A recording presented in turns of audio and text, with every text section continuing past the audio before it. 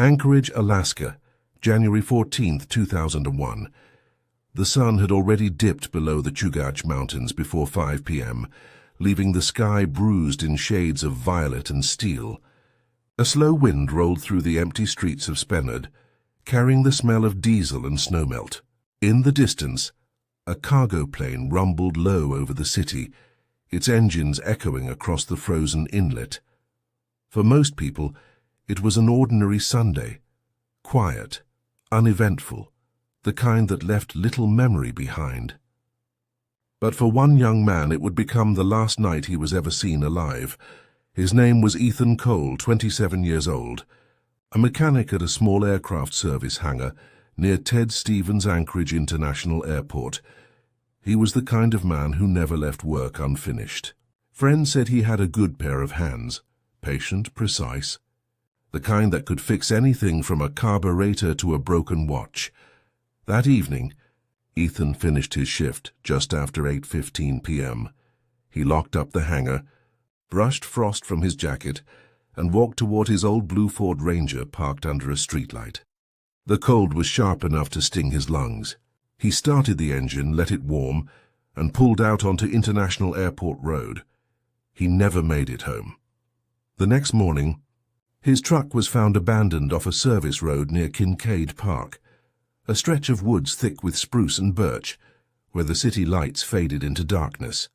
The driver's door was ajar, keys still in the ignition. In the bed of the truck lay Ethan's work gloves and a toolbox untouched. To anyone else it might have looked like a vehicle that slid off during the night. But to Anchorage police, it was the first whisper of something darker. When Ethan didn't show up for work that morning, his supervisor Bill Carver assumed he'd overslept. By noon, when his phone went unanswered and his sister reported him missing, officers were already combing the area. The search team found fresh tire tracks veering off the main road, footprints in the snow, and then abruptly nothing. No signs of struggle. No broken glass, no blood, just the quiet sprawl of snow-covered forest stretching toward the frozen coastline. Detective Laura Hendricks, then 38, was assigned lead investigator. She'd worked homicide before. Anchorage had its share of dark corners. But this case felt different. There was no crime scene, no motive, no body. Just a missing man swallowed by winter. He just vanished, she told reporters at a press briefing that week, her voice low and steady. But people don't vanish. Someone saw something. Someone knows something. In the days that followed, Anchorage's volunteer search and rescue crews scoured the area on snowmobiles and foot. Helicopters swept low over the treetops, their spotlights cutting pale circles through the snow. Flyers with Ethan's photo, brown hair, blue eyes, a half-smile that looked almost shy, appeared on poles. Bus stops and diner windows. For 2 weeks, the city searched. Then, on January 29th, a cross-country skier found something half-buried beneath ice along the edge of a creek 2 miles from where Ethan's truck had been discovered. A single work boot. Inside was a fragment of human bone. DNA confirmed what everyone already feared. The medical examiner ruled the manner of death as homicide. The cause, blunt force trauma to the skull. Whoever had killed Ethan had done so swiftly, likely near where his truck was left. His body had been dragged downhill toward the creek, hidden beneath brush and snow until the thaw revealed him. The autopsy revealed something else, traces of an unfamiliar chemical residue on his jacket sleeve, possibly linked to industrial solvents or degreasers. It was the kind of detail that should have meant something. But in 2001, without the technology to analyze degraded trace materials precisely, it was little more than a dead lead. Anchorage police interviewed dozens of people, co-workers, bar patrons, even a transient man seen near the service road that night. They checked phone records, bank statements, every possible connection. But Ethan Cole's life was painfully ordinary. He had no enemies, no debts, no secret affairs. Just a sister who adored him, a job he liked, and a small apartment near Lake Spenard filled with fishing gear and half-built model airplanes. After 6 months, the investigation began to lose momentum. Tips dried up, leads circled back on themselves. Every time detectives thought they were close, the evidence slipped through their fingers like snow. By the end of 2002, the case was cold. Ethan's sister, Megan Cole, refused to give up. She kept calling the precinct, visiting the evidence room, asking the same question, "Have you found anything new?" Each year she marked the anniversary of his disappearance by leaving flowers at the turnout near Kincaid Park, where his truck had been found. Sometimes strangers joined her. Detective Hendricks never forgot him either. She kept Ethan's case file in the top drawer of her desk, long after it was officially archived. She'd open it sometimes late at night. When the office was quiet, reread her own notes, the lab reports, the photographs. One image haunted her more than the rest: Ethan's truck under the lamplight, snowflakes frozen mid-fall in the flash, the open door casting a rectangle of light onto the ground. She used to say, "The scene felt like someone paused time right after the moment it happened, but time didn't stop. It just moved on without answers." By 2005, Anchorage had grown busier. The airport expanded. New construction rose where old warehouses once stood. The memory of Ethan Cole's disappearance faded from headlines, replaced by newer stories. Still, every few years, Hendricks reopened the file, hoping new eyes might see what she'd missed. She sent a few items back to the state crime lab. Ethan's jacket, the chemical-stained sleeve, the boot found near the creek. But the results were always the same. No identifiable DNA, no match. Forensic science, at the time, simply wasn't ready, and yet she held on to one truth: the evidence hadn't disappeared. It was just waiting.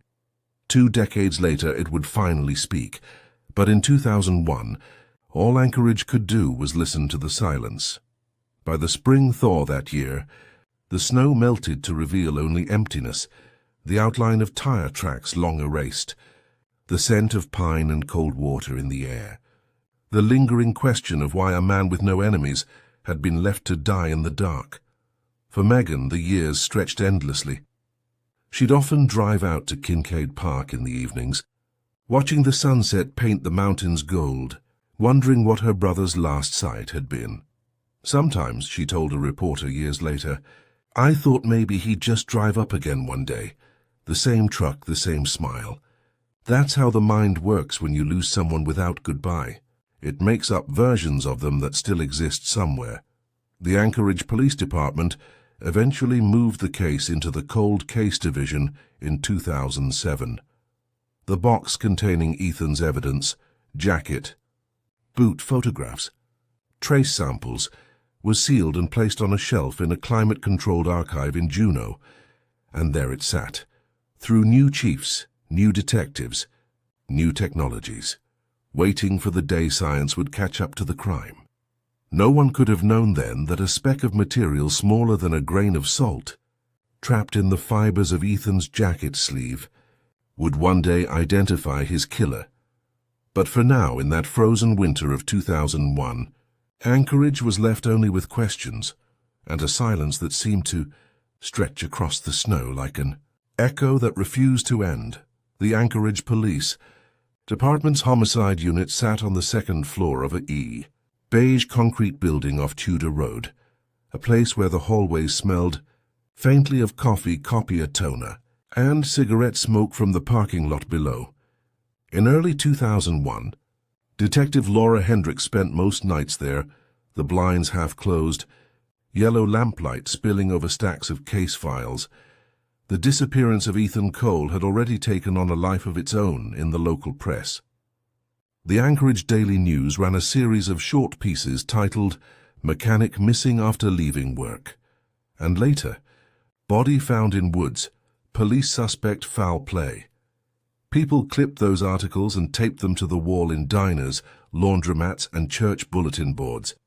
In a city where everyone seemed to know someone who knew everyone, the story hit close. Detective Hendricks and her partner, Sergeant Paul Renner, started by retracing Ethan's final hours. His shift at the hangar had ended at 8:12 p.m. The security camera caught his truck pulling out at 8:17. After that, nothing. At 8:42, a driver on Raspberry Road reported seeing a blue pickup parked on the shoulder near the Kincaid access trail. It wasn't unusual. People parked there to go skiing or snowshoeing, but the sighting helped narrow the window. The next clue came from a convenience store clerk at the Tesoro gas station 3 miles away. She told police that around 9 p.m., a man matching Ethan's description came in, bought a cup of coffee and chatted for a minute about the weather. He seemed normal, she said. Tired, maybe, but polite. And then nothing again. Detectives canvassed the area around Kincaid Park, interviewing regulars, joggers, skiers, dog walkers. One man, a retired Coast Guard officer, recalled hearing a sharp, metallic sound that night, like a car door slamming or a muffled shout, but couldn't pinpoint where it came from. The search team found no footprints leading away from the truck that matched Ethan's boots, which suggested one of two things. He got into another vehicle or someone forced him in. 2 weeks later, when the thaw revealed Ethan's body downstream, those questions only deepened. The coroner estimated time of death within hours of his disappearance. The blunt trauma to the skull had been delivered with precision. For Hendricks, the brutality didn't fit random violence. It felt personal. The first person she looked at was Brian Keller, Ethan's co-worker at the hangar, a man with a quick temper and a record of DUIs. Keller told police he'd gone home right after his shift, but his girlfriend claimed he didn't arrive until nearly 10. He failed the initial polygraph, sweated through every question, and at one point muttered, "You're wasting your time on me." Still, there was no physical evidence connecting him to the crime. Keller's fingerprints weren't on the truck, and his alibi, shaky as it was, placed him at a bar downtown by 9:30. The bartender confirmed seeing him. Then there was Darren Stone, a drifter who frequented the trails around Kincaid, sometimes sleeping rough in the wooded areas near the park. He was picked up 2 months later, after being caught stealing from a construction site. Police questioned him for over 6 hours. He swore he hadn't seen Ethan Cole, said he'd been minding his own business in the woods. When Hendricks asked why he'd been spotted near the service road that week, he smiled strangely and said, "Because the city's too loud." A detective. His boots didn't match the impressions at the scene. His DNA wasn't a match. He was released without charge. One by one, every suspect fell away. By summer, the city had moved on. The homicide division was overloaded. Domestic cases, drug-related shootings, a transient homicide in downtown Anchorage that pulled half the department off rotation. Ethan's file became thinner with each passing month, replaced by newer tragedies demanding fresher urgency. Still, Hendricks refused to let it die. In September 2002, she drove out to Kincaid Park alone, parking near the turnout where Ethan's truck had once sat. The trees had changed color, bright gold against the dark water beyond. She stood for a long time, listening to the wind move through the branches. Sometimes, the quiet was the only witness left. She walked down toward the creek, following the same path the recovery team had taken that January. Snowmelt had carved deep grooves into the earth since then, but the place still carried a heaviness. Hendricks crouched near the bank, brushing frost from a rock. "You'll talk someday," she whispered to no one in particular. At the department, her colleagues called it the case that froze solid. The problem wasn't lack of effort, it was lack of science. The trace evidence on Ethan's jacket sleeve was too degraded to analyze beyond basic chemical signatures. The residue was consistent with degreaser or hydraulic fluid, but that fit half the mechanics in Anchorage. In 2003, a new lab technician tried running a partial mitochondrial test on what they thought might be skin cells trapped in the fabric. The results were inconclusive, partial DNA pattern, insufficient for identification. The technology just wasn't there yet. The case officially went cold in March 2004. The file was boxed, labeled Unsolved Homicide, Cole, Ethan, unsolved 2001, and placed in the cold case archive, but Hendricks kept the eager photo, the one of Ethan's truck under the lamplight, pinned inside her locker. So the following years blurred together. Ethan's sister Megan moved to Fairbanks, then to Washington State, trying to rebuild her life. But every January she mailed Hendricks a handwritten note, still hoping for answers. By 2008, forensic advancements began creeping into headlines. Newer DNA testing platforms, low copy number analysis, even discussions about future genetic genealogy work. Hendricks read every article. She'd circle phrases like trace recovery from aged fabrics and next-generation sequencing for cold cases, but Anchorage's budget couldn't support outsourcing, expensive retesting.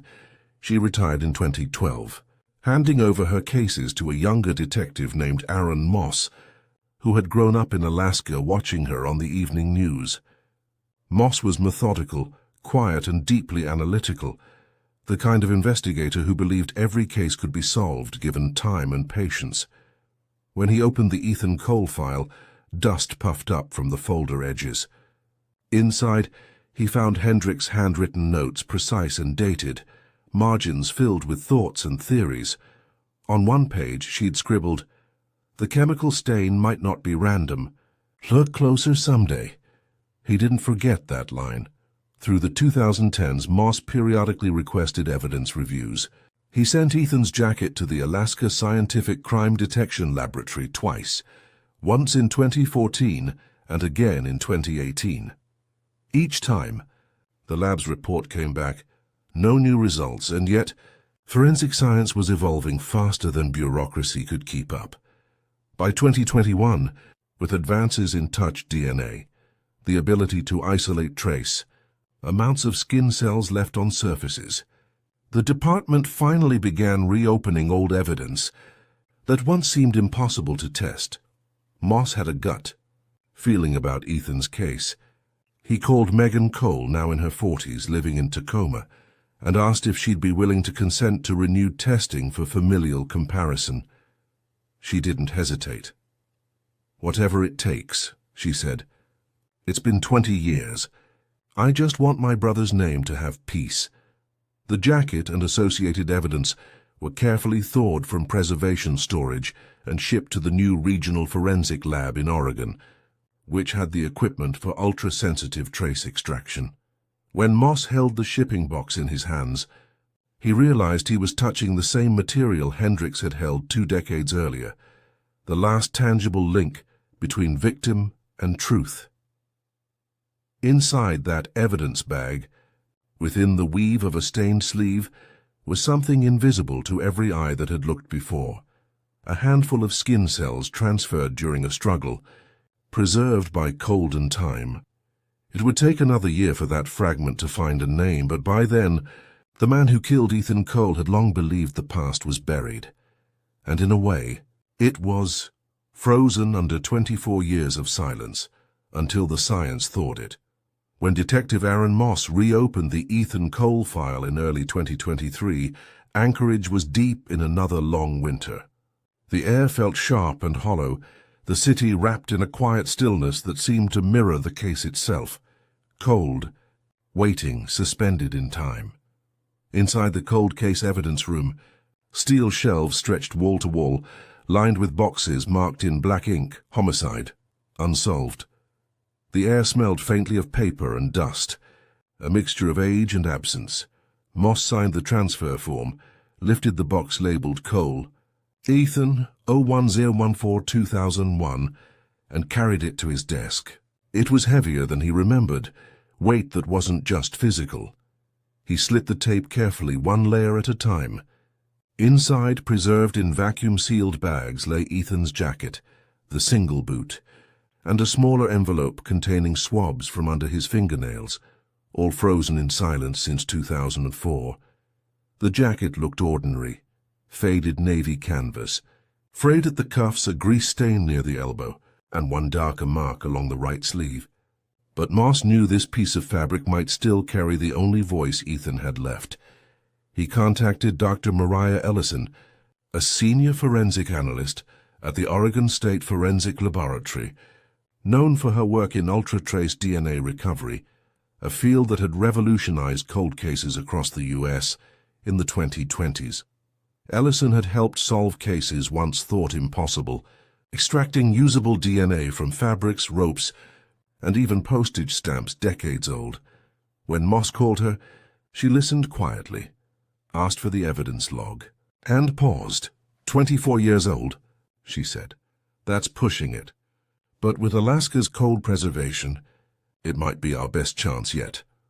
Within a week, Ethan's jacket was shipped under controlled temperature to Oregon, with chain of custody tracking at every handoff. Moss didn't tell the media. He didn't tell anyone outside the department, not even Megan Cole, not yet.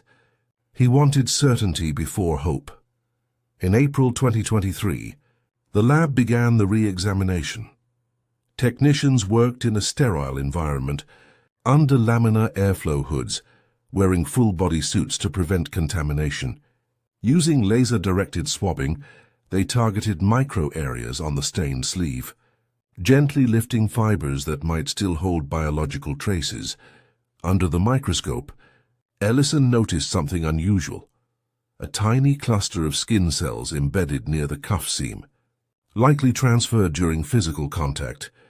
They weren't visible to the naked eye, just fragments suspended in the weave. It wasn't much, but it was something. Using enhanced touch DNA extraction and next-generation sequencing, NGS, techniques unavailable in 2001, the lab amplified the genetic material, cycling it through thousands of replication rounds. For nearly 3 weeks, they ran tests, stopping and restarting when samples degraded.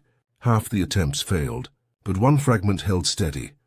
By May, Ellison called Moss back. "I think we have a partial," she said. "How partial?" "Enough to build a short tandem repeat profile. Maybe 70% complete, but it's clean. No contamination," Moss exhaled, gripping the edge of his desk. It was the first new piece of evidence in Ethan Cole's case in 22 years. The DNA was uploaded into CODIS, the Combined DNA Index System, the national database maintained by the FBI. For days, Moss checked his inbox compulsively. Then, on May 19, 2023, a notification appeared on his screen. CODIS hit. Partial match to unidentified male relative. Category forensic unknown, incomplete profile. It wasn't a direct hit as not a suspect, but it was a genetic echo, a fragment belonging to someone related to whoever left DNA on Ethan. That partial match came from a 2015 case in Oregon, an unsolved burglary where the suspect had never been identified, but a sample had been stored in the system. The fact that both profiles shared a familial connection suggested the killer's family line stretched across state lines. To most investigators, that might have been another dead end. But Moss had read about a new process, forensic genealogy cross-referencing, where partial DNA profiles could be used to narrow suspects through public ancestry databases. Anchorage PD didn't have its own genealogy unit, but Moss contacted the Alaska Bureau of Investigation and requested partnership with a private lab authorized for investigative genetic genealogy. After 3 weeks of paperwork and approvals, the request was granted. The sample was anonymized and sent to Parabon Nanolabs in Virginia, the same company that had helped identify the Golden State Killer years earlier. Moss told no one. The waiting began again while the sample underwent genealogical cross-referencing. Moss dove back into the old case notes. He reread every interview transcript, every timeline, every witness statement. He noticed something subtle in Hendrix's original notes, a reference to a chemical residue consistent with degreaser. That same chemical signature had been found on the jacket sleeve where the DNA now came from. He dug deeper. In 2001, only a few suppliers in Anchorage distributed industrial degreasers with that specific composition, most to aircraft maintenance companies. Ethan had worked in one, But one of their subcontractors, a small outfit called Northern Aeroserve, had shut down in 2003 after tax violations. Its employees had scattered across different states. Moss found the old employment roster in city archives. One name jumped out: Dale Winters, age 31, in 2001, a mechanic. No criminal record at the time. But after the company's closure, he'd moved to Oregon, the same state where that 2015 burglary sample had been collected. Moss felt a chill crawl up his spine. He requested Winters' background. In 2006, Winters had been arrested for a domestic assault in Salem, Oregon, but the charges were dropped. In 2015, he'd been questioned, but never charged, in connection with the burglary that left the DNA trace. The connection was circumstantial, but the geography lined up too neatly to ignore. By July 2023, Parabon Nanolabs returned the genealogical report. The results were astonishing. The DNA recovered from Ethan's jacket shared multiple chromosomal markers with a known genealogy sample belonging to the Winters family line in Oregon, specifically a first-degree relative of Dale Winters, now 53 years old, B-Car.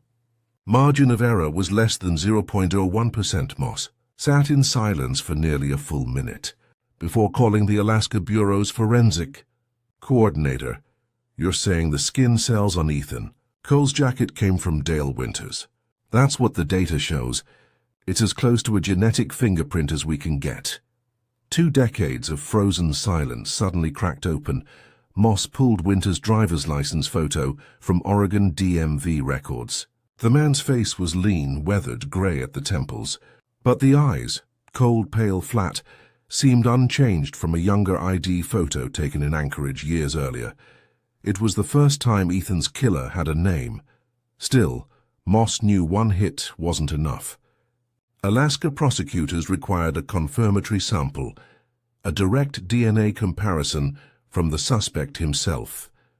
To obtain that, Moss would need Oregon law enforcement's cooperation and a warrant strong enough to withstand scrutiny.